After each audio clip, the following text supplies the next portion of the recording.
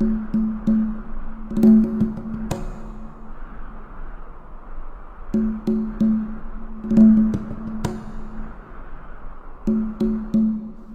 the great expanse of the Pacific Ocean, there is a place like no other, Pitcairn Island, home to the descendants of the mutineers of His Majesty's armed vessel, the Bounty. During this first Round the Island documentary by drone, we will visit remote locations rarely seen even by the Pitcairn Islanders. We will visit historic places such as the petroglyphs at Down Rope and the Gods, the majesty of St. Paul's Pool and its spires, and enter the cave at Gudgeon through its submerged entrance. The cave boasts a magnificent white sand beach deep inside the island.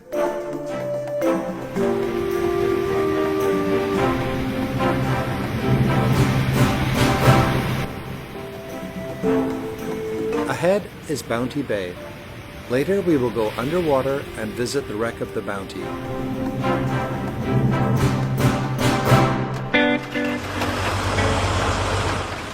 There is excitement in the air as the cargo ship Claymore 2 has just arrived, bringing long-awaited mail and supplies. She visits 4 times a year, carrying up to 12 passengers, so that a maximum of 48 people can visit in 1 year.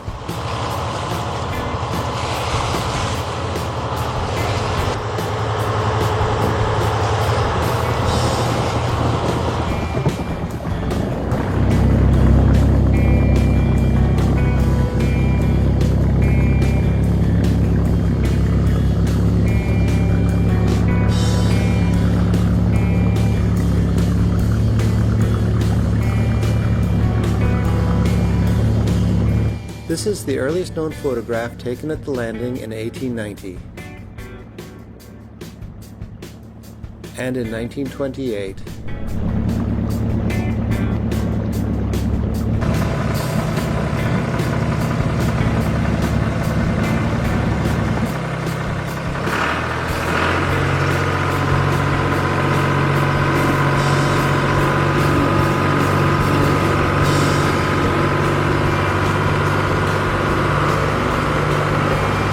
Today is a very calm day.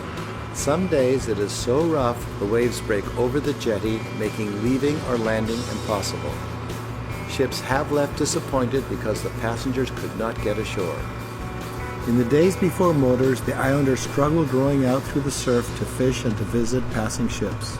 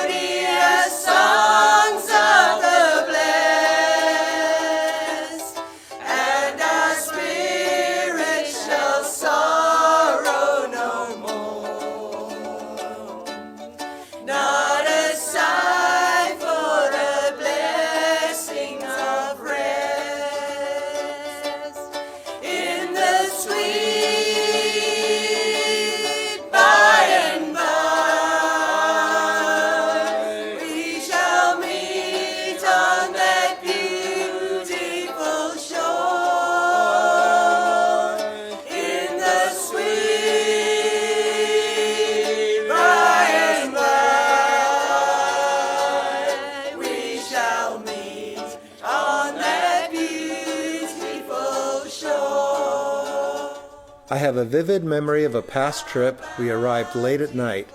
I was picked up by the longboat, and we powered through the breaking waves into the landing through a thunderous surf in total darkness. It was an experience I will never forget.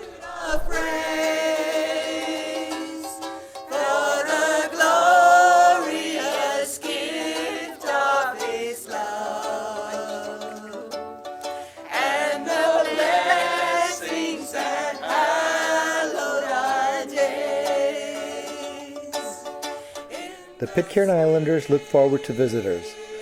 They will get to catch up with current events from the outside world and to make new friends. We shall meet on that beautiful shore in the sweet by and by. We shall meet on that beautiful shore.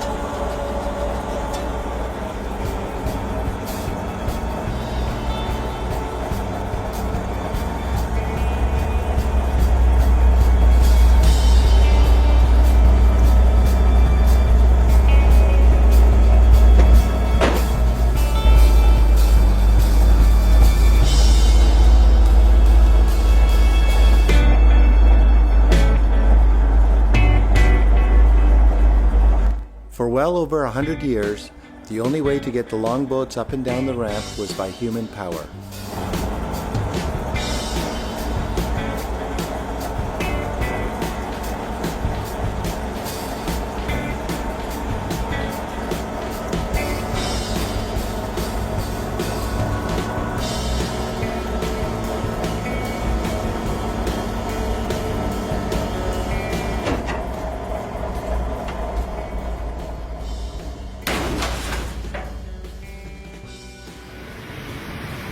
Our first stop on this trip around the island is the iconic pointed rock known as Old Man. We are over the spot where the Bounty rests after being burned by the mutineers on the 23rd of January, 1790.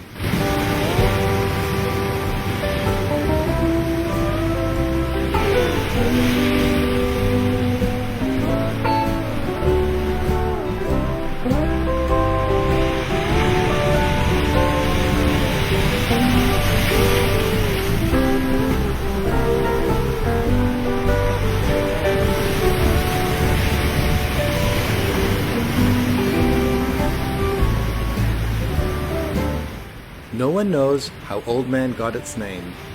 The name Old Man has been used as far back as anyone can remember. The red soil and rock on Pitcairn is due to the high iron content, so you can say the island is rusting away.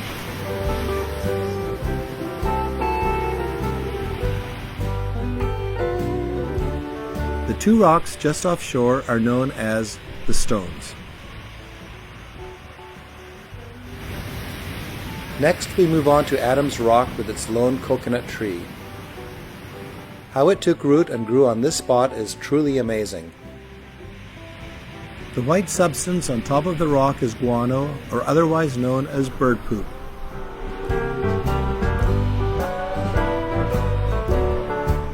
Next stop is the Gods, the area of hardened gray volcanic ash that stands out from the red soil and rocks of Pitcairn Island.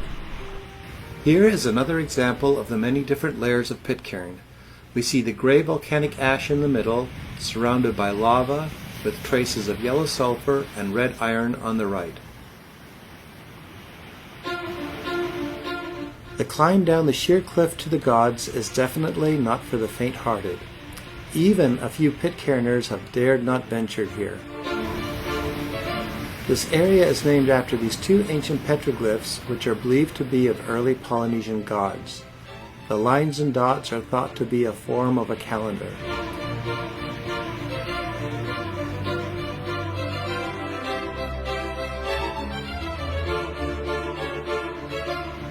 You can see from the ominous climb back up why few visit this site.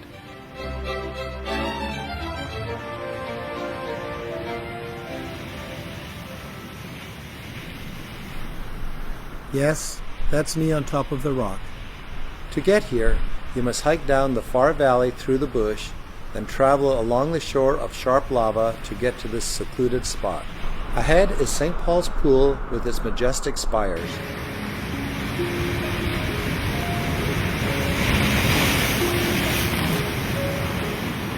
St. Paul's Pool is a place you will never forget. It is nestled on the eastern side of the island and is a must-see place filled with crystal clear water, lobster and fish.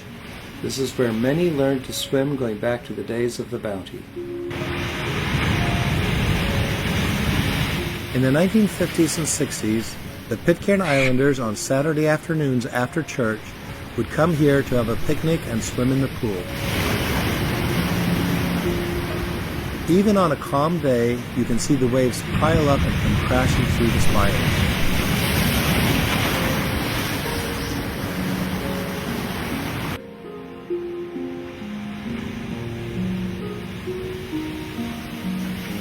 St. Paul's Pool is the most photographed place on Pitcairn.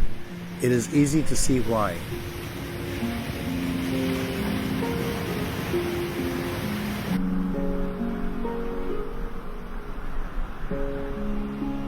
The big scoop out of the side of the island ahead is known as Down Rope.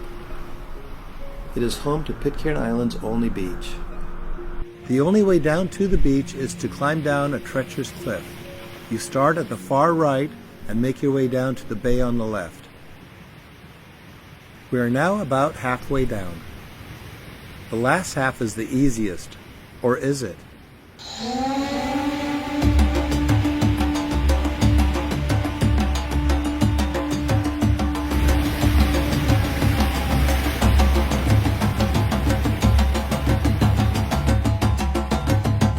The numerous plastic fishing floats that have washed up here over the years litter the beach.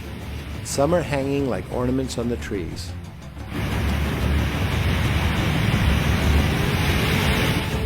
The black spot ahead contained the famous petroglyphs of Downrope.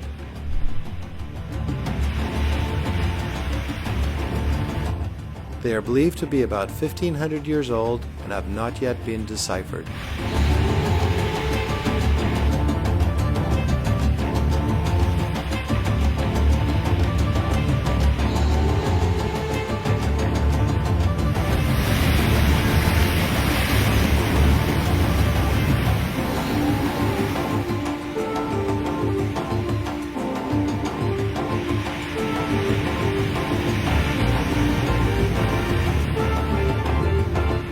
This cliff on the west side of Downrope is a very colorful place with its strong yellows and reds and countless small caves that are a wonderful haven for nesting birds.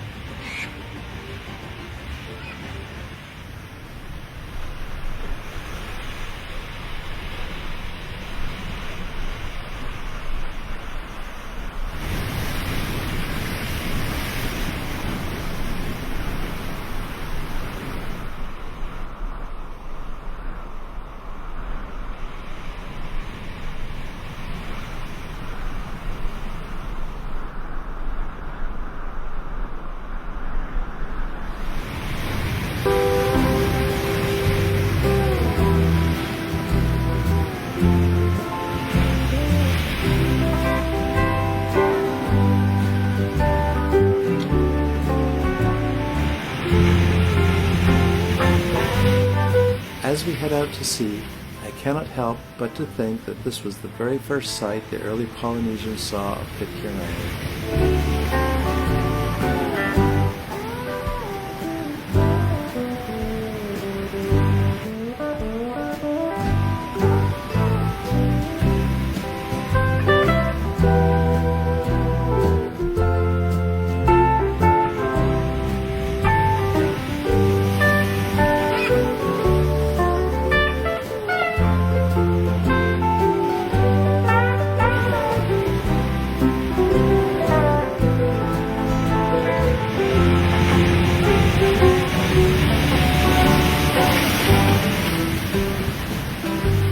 The area of green on the sloping hill ahead of us I jokingly refer to as the golf course because there is so little flat land on the island.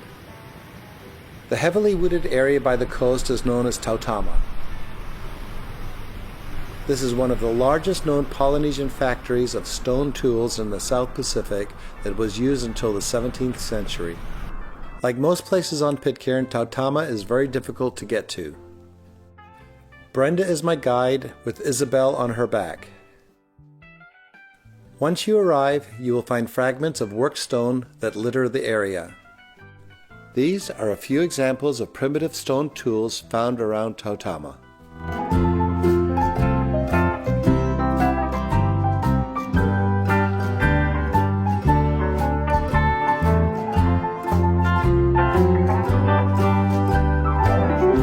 Highest Point is our next stop.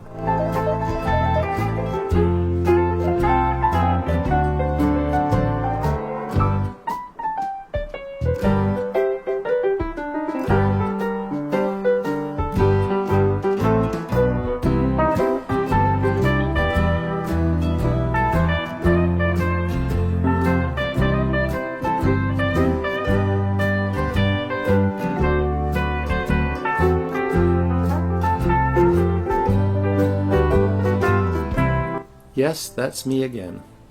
You can see how isolated Pitcairn Island really is.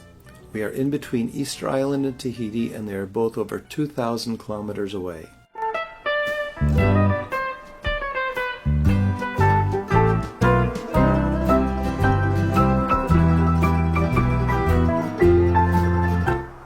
March 2015, the Pitcairn Island Marine Reserve was formed.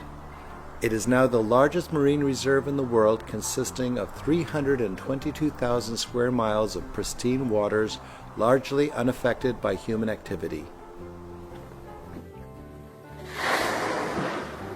A mother and 1-week-old humpback whale wintering in the safety of Pitcairn Island.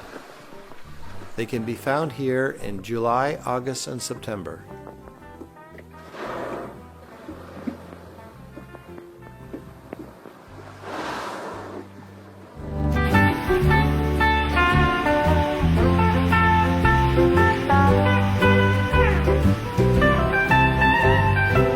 We are now going to enter the least visited place on Pitcairn Island, Gudgeon Cave.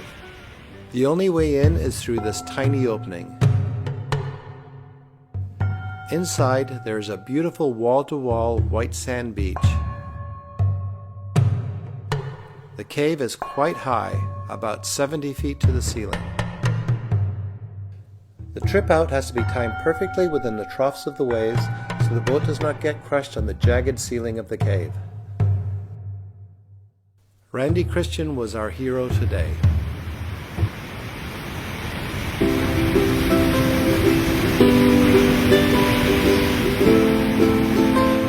This is a good example of Pitcairn's shoreline, with its lava rock and tide pools filled with octopus, crabs, and fish.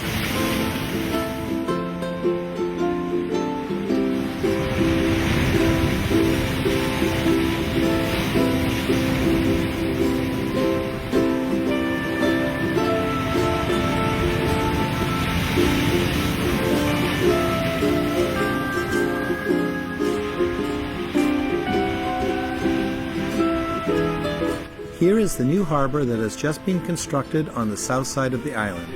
Now people can get ashore when it is too rough to land in Bounty Bay on the north side.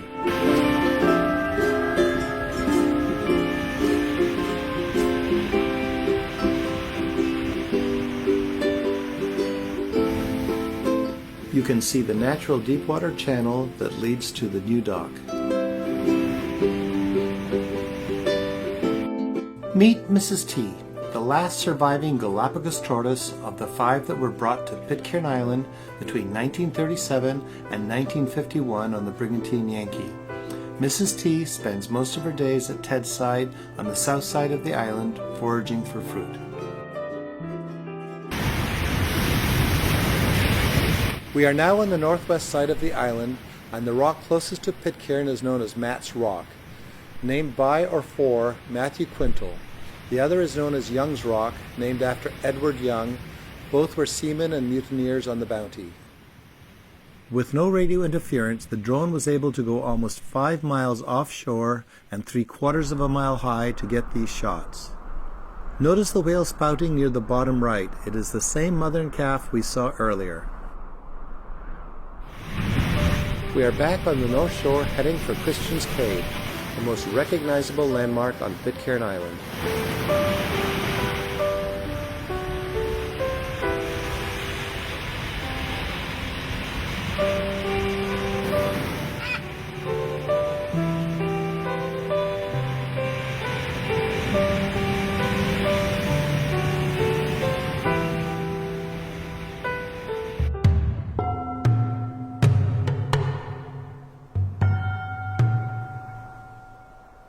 In front of us is a rock known as Banging Iron, where the forge from the Bounty was set up, protected by this massive rock.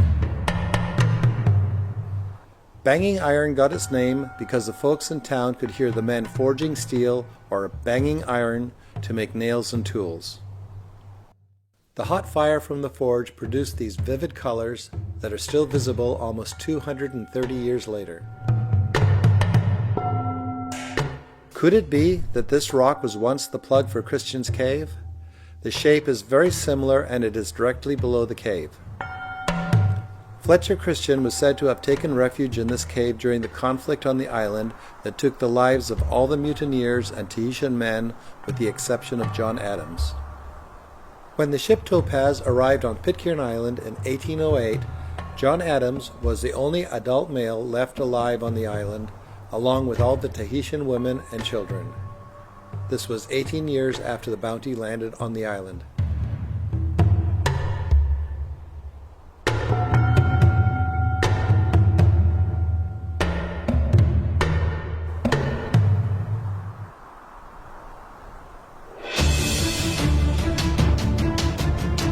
The Norfolk pine that sits on top of Gannett's Ridge was recently hit by lightning. What it looked like before the lightning strike.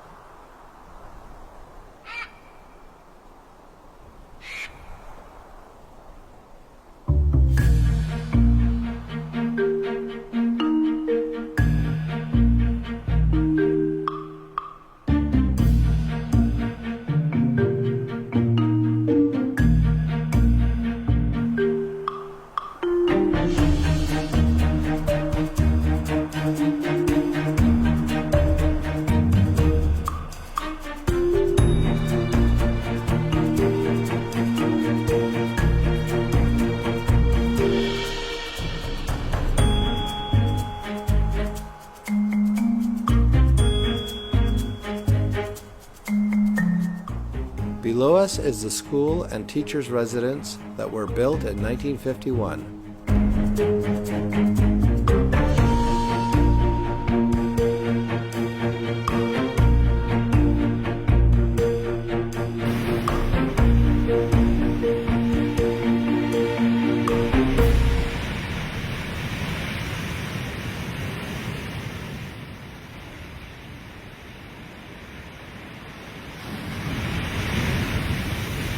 We are approaching Jackie Christian's house, where I will be joining Leslie, Paul, and Sue for dinner.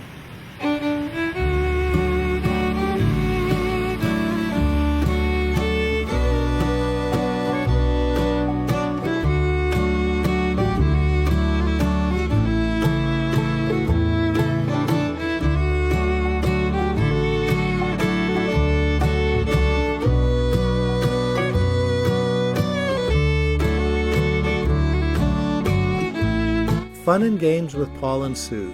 The smart drone would not let them catch it.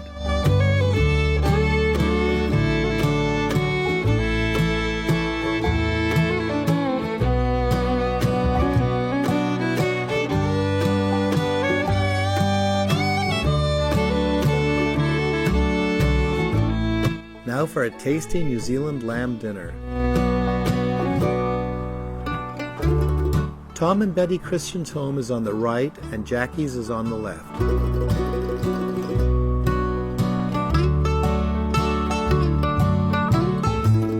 In the center of the three buildings is a group of rocks. This was the foundation of Thursday October Christian's house, who was the grandson of Fletcher Christian.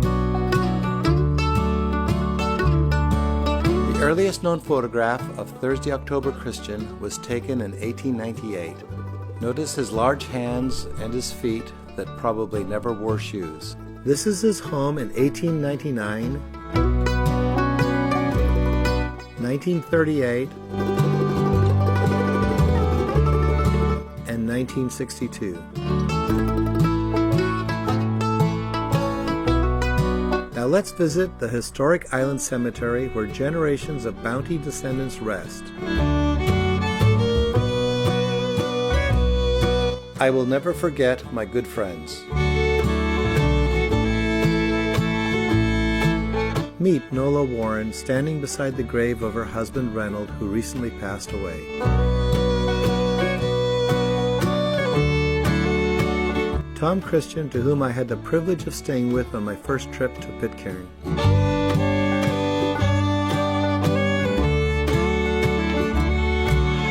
Irma Christian, who had a delightful sense of humor.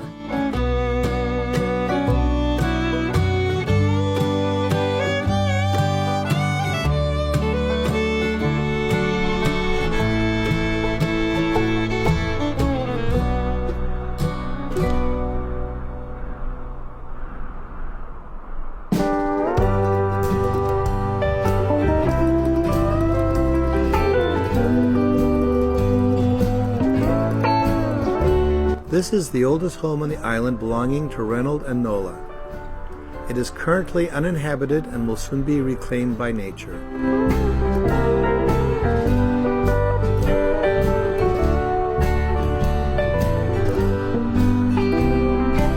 A bird's eye view of Adamstown.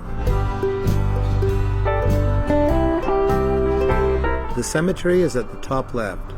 The town square is the large building in the center with the green roof of the church on its right. The red roof of the museum is right below the square.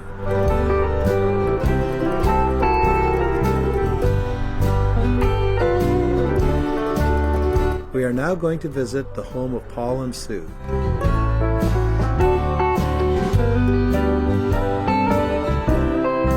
Meet Pirate Paul and Buccaneer Sue. Andrew Christian, myself, and Paul Warren. Their home is quite large and comfortable. If you can't find Paul, just look in his workshop where he spends most of the day.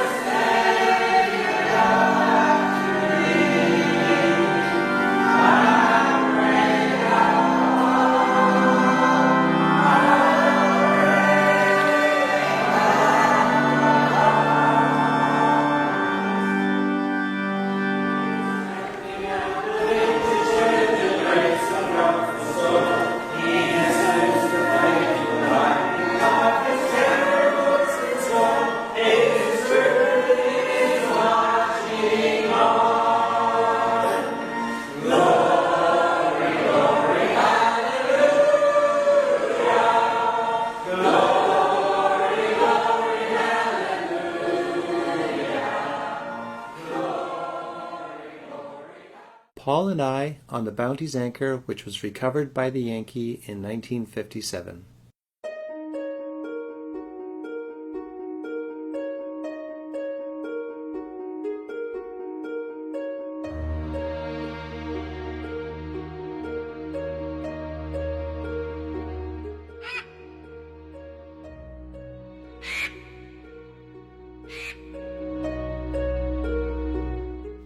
These artifacts were recovered from the Bounty.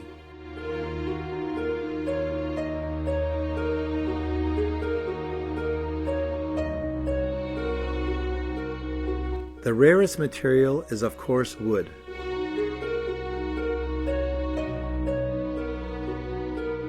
And this is the Bounty's Bible. They say I look like John Adams.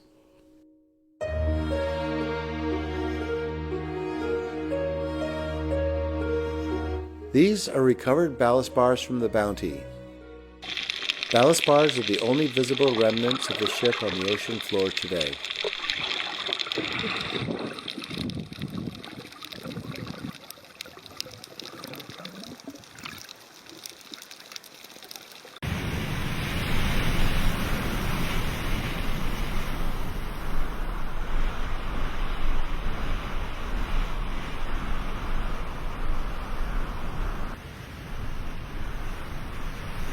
The home of Randy and Nadine Christian. Meet Emily, Nadine, Bradley, and Adriana Christian.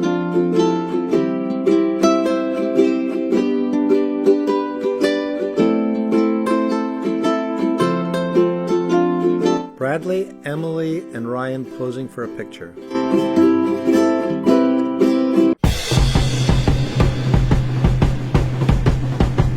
There is no surf break on Pitcairn, so the alternative is barefoot surfing on lava.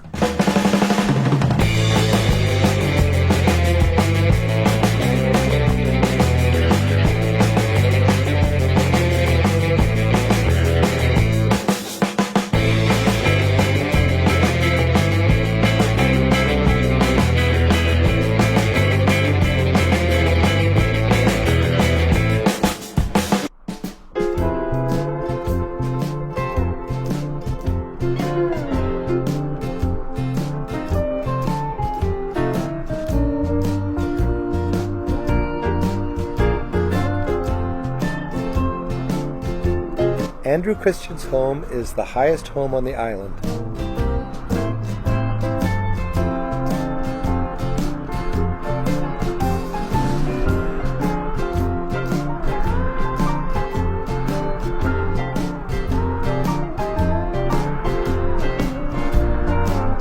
It is never dull at Andrew's place.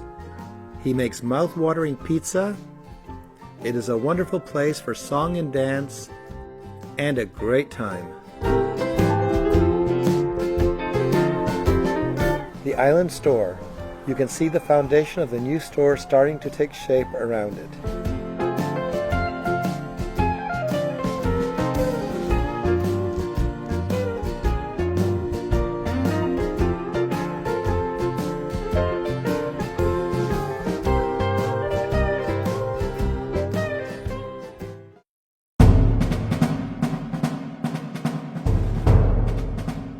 Venture past this point at your own risk. I think this is an invitation for a challenge. This is the top of the rock known as Ship Landing Point. The Bounty lies just offshore below us.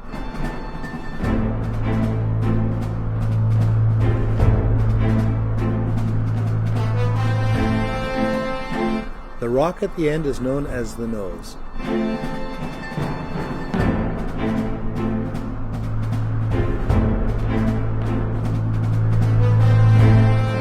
As you can see, its days are numbered as it is separating from the hill.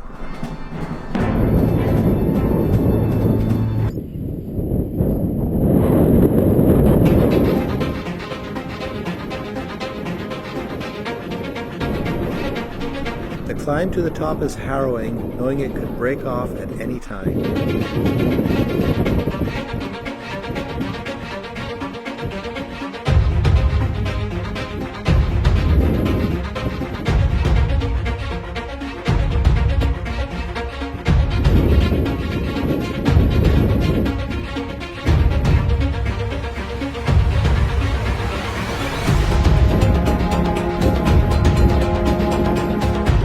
Looking back from the nose.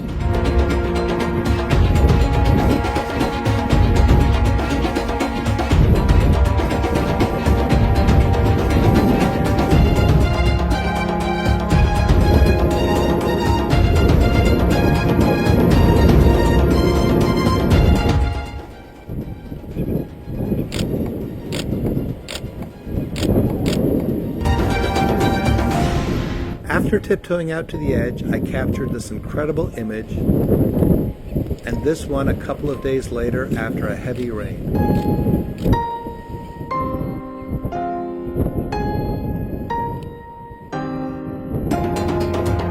One happy guy. There's a land that is fairer than day, and by faith we can see